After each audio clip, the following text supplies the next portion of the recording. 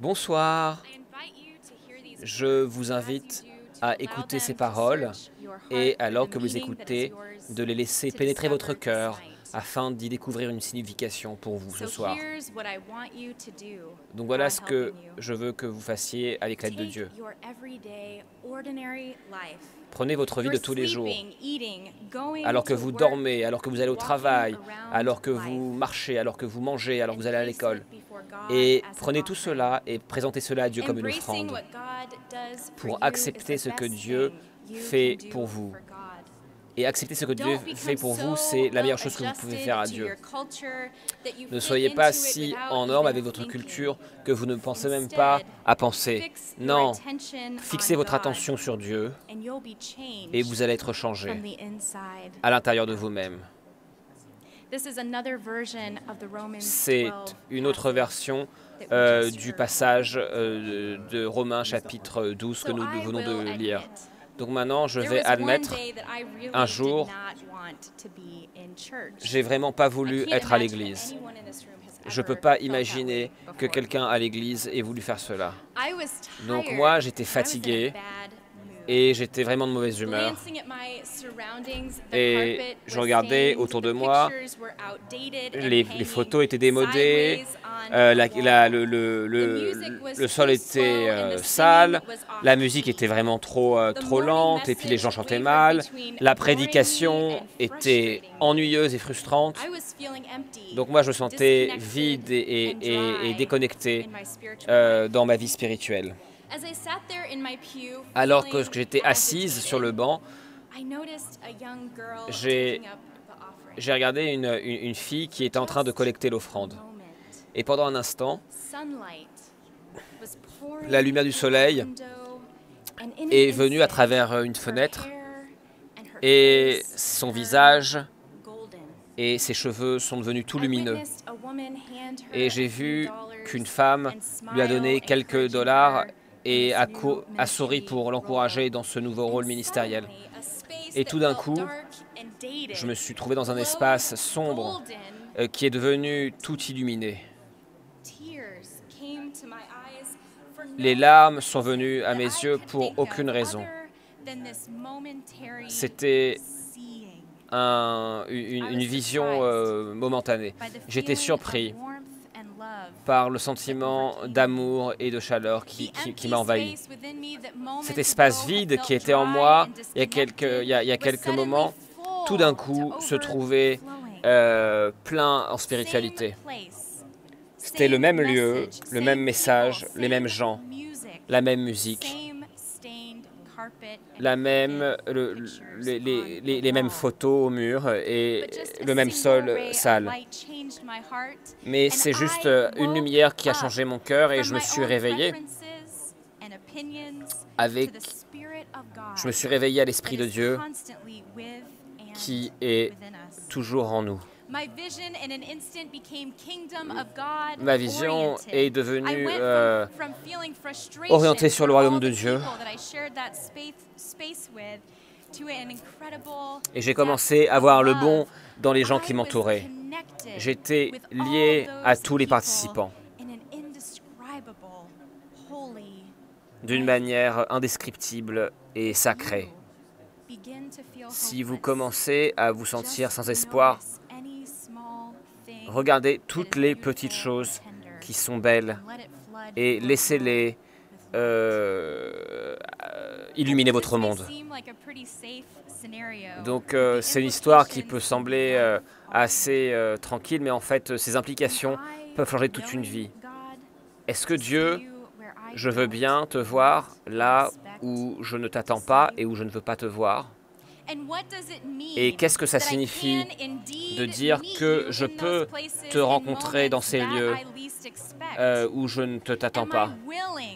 Est-ce que je veux bien avoir mes attentes de toi et mes images de toi changées pour te rencontrer là où je suis, là où tu es, comment est-ce que cela peut changer ma vie?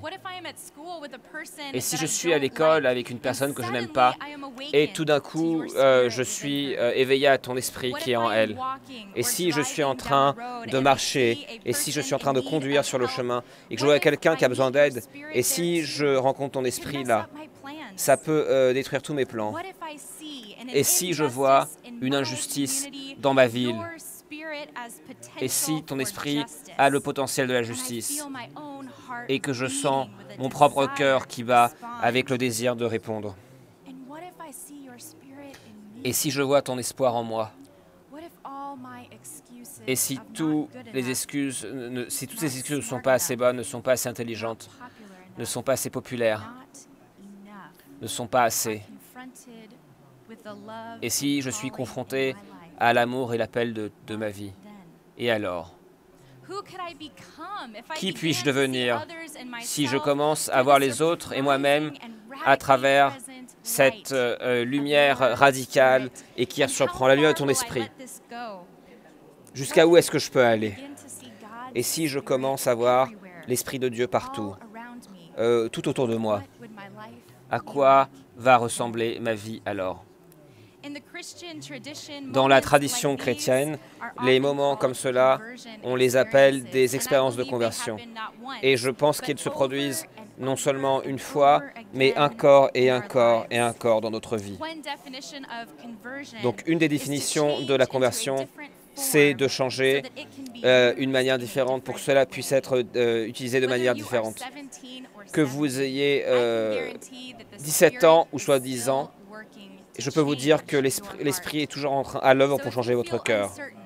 Donc si vous avez des questions ou si vous avez encore, vous êtes peu de confiance en vous, sachez que vous êtes en bonne compagnie avec l'esprit.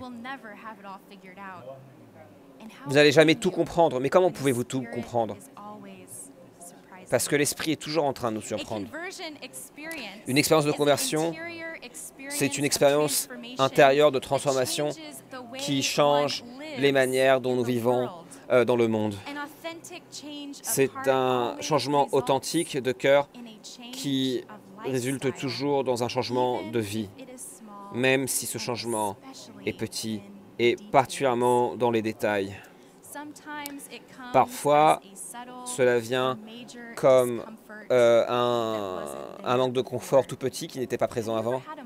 Est-ce que vous avez déjà eu un moment comme celui-ci où vous réalisez tout d'un coup qu'il y a une déconnexion entre ce que vous ressentez à l'intérieur et ce que vous expérimentez? Nos Écritures nous disent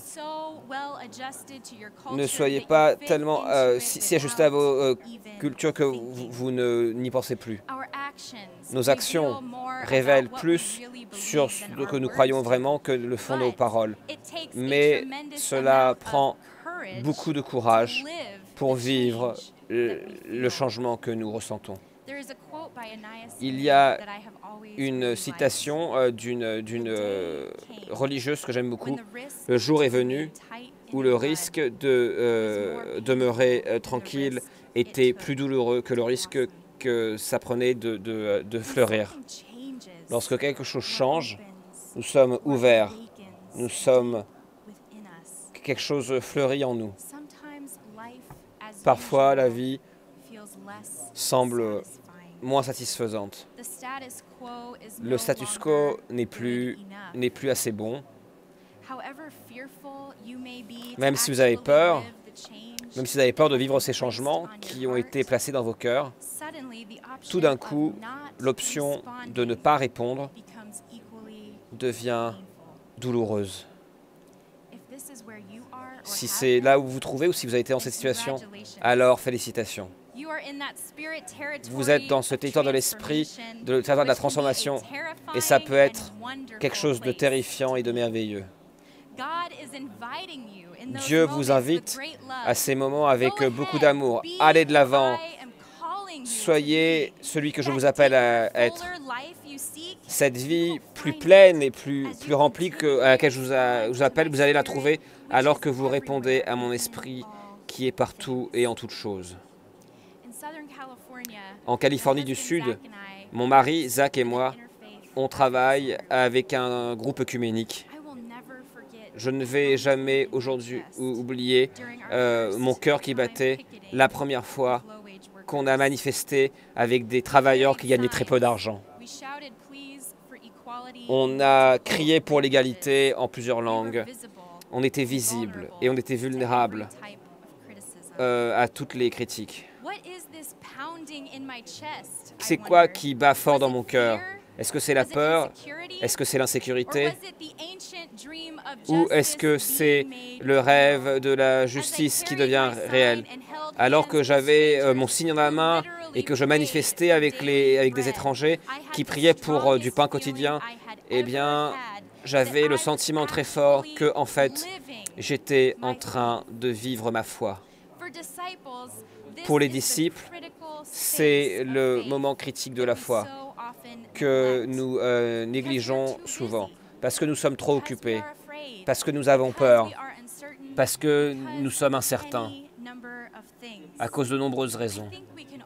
Je pense que nous pouvons tous identifier dans cela que c'est aussi le moment de déconnexion, où l'on voit quelque chose et où l'on reçoit en nous cette vague qui monte en nous et qui nous demande à sortir de nous pour la justice.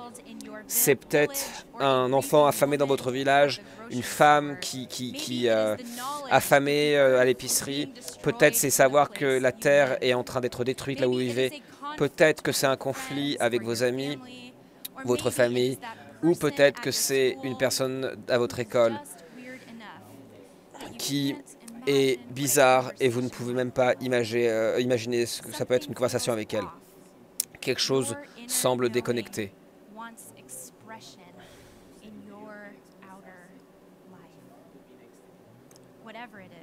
Quoi que ce soit, c'est un moment avec Dieu où la mission naît ou meurt dans les détails de tous les jours et dans les rencontres de tous les jours de notre vie. À quoi ressemble ma vie en tant qu'offrande qui écoute? Nous demandons cela et nous avons peur de la réponse. Et pourtant, nous attendons cette réponse avec impatience. Est-ce que vous pouvez rassembler le courage de vivre ce que vous croyez? Mais ces croyances sont questionnées, même si elles sont incomplètes. Le rocher de la compassion qui vient de notre humanité partagée et de ces moments d'injustice, c'est assez pour créer un flot de tension sainte en nous. C'est un moment important, mais dans ce moment, on voit le pouvoir transformateur de l'esprit, si nous voulons bien voir cela. Le plus grand danger dans notre monde aujourd'hui, c'est que nous, en tant que chrétiens, nous allons apprendre à ignorer ces sentiments de déconfort et ces moments d'injustice. Que nous allons décider de dénoncer ce qui ne va pas. Et c'est comme ça que notre foi devient réelle dans un monde qui demande à ce que notre foi s'exprime pleinement et devient pleinement réelle. Je vous demande de faire que cela ne se passe pas dans votre vie. Le monde a besoin de vous. Il a besoin de vous éveillés et réveillés et prêts à répondre. Selon les mots de notre texte, lorsque vous fixez votre attention sur Dieu, vous allez être changé à l'intérieur de vous-même et vers l'extérieur. Dans la communion, Jésus invitait les disciples à prendre leur vie de tous les jours et à la placer devant Dieu comme offrande. En utilisant des éléments ordinaires et des actes ordinaires de partage, comme un repas, il éveille chez les disciples le sacrement, la même pièce, le même repas, le même peuple, mais un mot de sainteté est parlé, une conscience sur laquelle on agit et une pratique qui naît, qui réveille notre lien les uns aux autres en tant que corps du Christ et notre habilité en tant que corps du Christ de vivre ce qui est vrai au milieu des choses ordinaires. Aujourd'hui, être ici, c'est important. Cette table devant nous est importante. Ce sacrement de communion est important. Ce dont le monde a besoin, c'est des gens qui voient vraiment la transformation divine qui transforme le monde.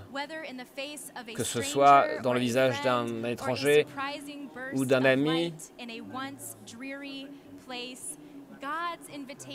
l'invitation de Dieu pour nous se trouve dans les détails de notre vie quotidienne. Et elle nous attend pour que nous voyions, pour que nous nous réveillions et pour que nous vivions.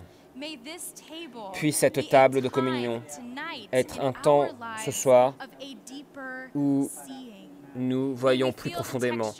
Puissions-nous vraiment ressentir la texture du pain dans notre bouche, puissions-nous ressentir le sucre du jus, puissions-nous voir que nous sommes, voir ces emblèmes qui symbolisent notre profond espoir pour ce qui est possible dans notre monde. Puis cette table être une manière de voir within us this holy discomfort. This discomfort that allows us to live in that God space of possible response. That space where we are invited not to become numb, but to feel and be alive. The peaceable kingdom, Jesus reminds us, is not. Le royaume de paix, Jésus nous dit, n'est pas très loin. Il est ici ce soir, avec nous, là où nous vivons, là où nous allons. Ce royaume de Dieu est dans le pain qui est partagé, dans les vies partagées, dans les mots qui sont parlés. Il est partout, ce royaume. Que ce soit sur le grain ou sur le sourire de la personne en face de vous, ou chez l'enfant qui a faim dans votre communauté, chez la personne dans votre école qui mange son repas toute seule à la cantine. Et c'est notre volonté d'être toujours ouvert et transformé. Quoi que ce soit qui éveille l'esprit et transforme l'âme, c'est là où Dieu vit. C'est là où la mission commence. Et donc ce soir, puissiez-vous trouver au fond de vous-même tout le courage dont vous allez avoir besoin pour faire les changements que vous avez besoin de faire. C'est ma prière, avec amour pour vous tous. Amen.